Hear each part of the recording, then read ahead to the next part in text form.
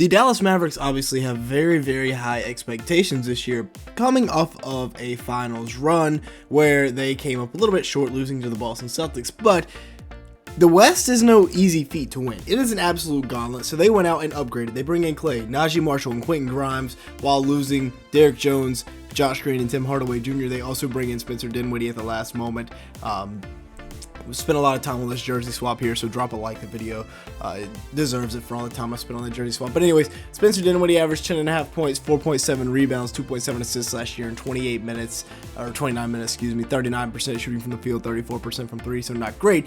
But he does improve their bench a lot and gives them another ball handler off the bench to where maybe they don't have to rely on Jaden Hardy anymore, although we'll see what happens there in terms of him being a serviceable backup for them. Now, Najee Marshall, I really love this addition. I think he's a very solid upgrade over Derrick Jones Jr. coming in at 6'7", 225 with a 7'1" wingspan.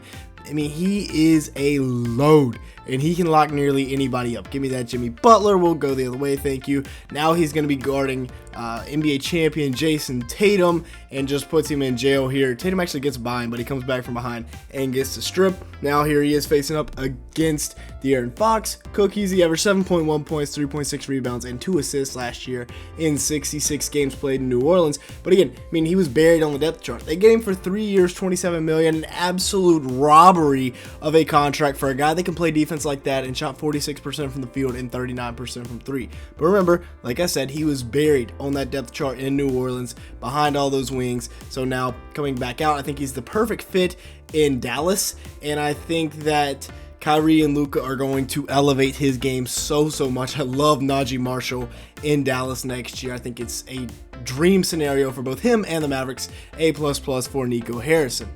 Another move by the Mavs that I liked, I give it an A+, not an A++, but I still like this move. Klay Thompson, still an elite shooter, obviously. You bring him into Dallas to play with Luka, to play with Kyrie, and that cements the starting around, Luka, Kyrie, Lively, and PJ. But the thing about Klay is he really has no perimeter defense left in the tank. I mean, unfortunately, the injuries kind of sapped everything out of his legs defensively, but it gives you another scorer to stagger those minutes. Maybe if you bring Klay off the bench, one of those two guys can start, but I don't know. We will see what happens there. But 3 years, $50 million, good deal for Klay, who obviously still has a little bit left in the tank. 18 points a game, 3.3 rebounds, 2.3 assists in 29 minutes per. I like those numbers. I think alongside of Luka, alongside of Klay, alongside of Luka and Kyrie, he can make a big time impact. Remember, he still shoots 39% from 3 on 9 attempts. He can still create a little bit, finding Wiggins right there. The defense, like we said, is suspect, but overall, I like Klay a lot, especially in this system. At the end of the day, he's one of the greatest catch and shoot guys of all time, and once again, with two of the best playmakers in the league, he is going to thrive off the ball. And that was the Mavs' big issue this year. 35% from 3 in the playoffs, 31% from 3 in the finals. So, hey, let's go out. Let's bring in the greatest catch and shoot guy of all time. Don't let the 0 for 10 in an elimination game distract you. He is still that guy. He still hit 6 or more threes 13 times last year. That's 1 in every 6 games he played. So Klay Thompson to Dallas, I like the move. And then finally, the last addition we'll talk about is Quentin Grimes to Dallas.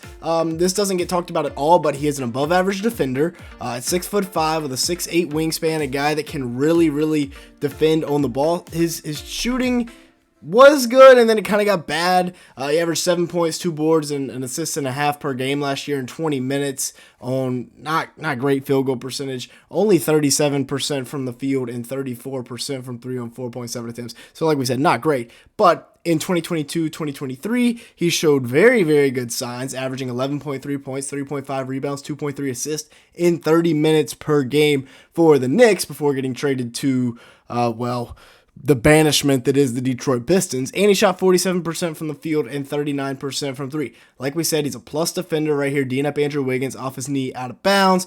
I think they went back and reversed that call, but overall, Nico Harrison, fantastic job this offseason with what he has done in Dallas, creating a roster that can go and run it back. With that being said, if you are enjoying today's video, make sure to hit the like button and leave me a comment down below, as well as hitting that subscribe button. As you can see here, a large majority of the people that watch these videos are not subscribed to the channel. If that is you, go ahead and fix that. Also, let's try and hit 200 likes on today's video. We've been slacking with the like goals recently, so if we could hit that on today's video, it'd mean a lot. And with that being said, let's get back to the big two with Luka and Kyrie. Luka, of course, coming off of just a stupid historical season, numbers-wise, 34, 10, and 9 with 1.4 steals per game. Crazy talk right there from Luka Doncic. Just out there hooping, 49% from the field, 38% from 3 on 10.6 attempts. And when Luka remembers he plays basketball for fun, he is dangerous. The three-point percentage was up last year, which is very promising. If he can get that up to 40%, he's going to be an MVP. Mark my words. But it was very promising to see him in the playoffs just getting back to doing what he loves,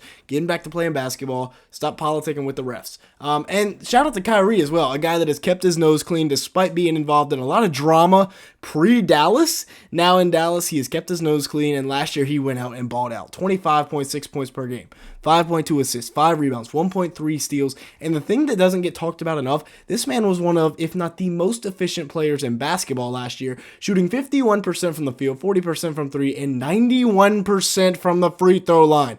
That is a heck of a year from Kyrie Irving. That is crazy talk right there. 50, 40, 90? Are you kidding me? And then they also have some youth on this team. Of course, we've talked about Derek Lively as the starting center, Max Prosper, Jaden Hardy, all guys that will get minutes this year. But a lot of their future picks are on the way out. 2027, 2028, 2029, and 2030 are either swaps or headed to another team, and that could get sketchy down the road. But they have a young man named Derek Lively who is already a star at 20 years old, didn't miss a singular shot in the Western Conference Finals this year as a 20-year-old.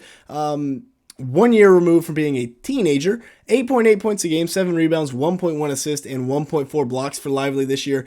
Instant impact center. I mean, he comes in the draft and is immediately great for them right away, playing off of Luka Doncic on 75% shooting from the field in 24 minutes a game. Good passer as well versus the blitz in the short to intermediate roles. And then great sealer finishing there with the right hand over Booker. Then you have Jaden Hardy, who... Well, Jaden Hardy, he's a bit of an anomaly, not an anomaly, but a bit of an outlier, so to speak, a bit of a question mark, if you will. Last year, averaging 7.3 points per game, 1.8 rebounds, and 1.5 assists in 14 minutes a game. He had some good minutes in the NBA playoffs, and he had some bad minutes in the NBA playoffs. 41% shooting from the field, 37% from 3 last year. So the three-point percentage is promising. Field goal percentage, not so much, but per 36, he did average 25 and 4, which is another thing that is very promising. And again, Dallas has to develop this young talent because their picks over the next few years are few and far between. He will be 22 next year, and like I said, they just got to develop. They also have their secret weapon here, Max Prosper, so they have a good young core of 3 guys that can be really good for the next few years. Was the number 24 pick in last year's draft, and he stands 6'8" with a 7'1" wingspan. And when he gets downhill, he is tough to stop. Look at the defense right here on Jabari Smith Jr. Could have given it up. Nope. Euro step around Van Vliet for the layup. Then here he is getting downhill again in transition up top. Almost landed on his face, but he finishes the dunk. Only played in 40 games last year, 5 minutes per game. Not great, but overall, Max Prosper could be a guy for them next year. With that being said, that's going to be it for today's video. Thank you so much for watching. Make sure to like button and leave me a comment down below, as well as hitting that subscribe button. It would be greatly appreciated. And with all that being said, thanks so much for watching today's video.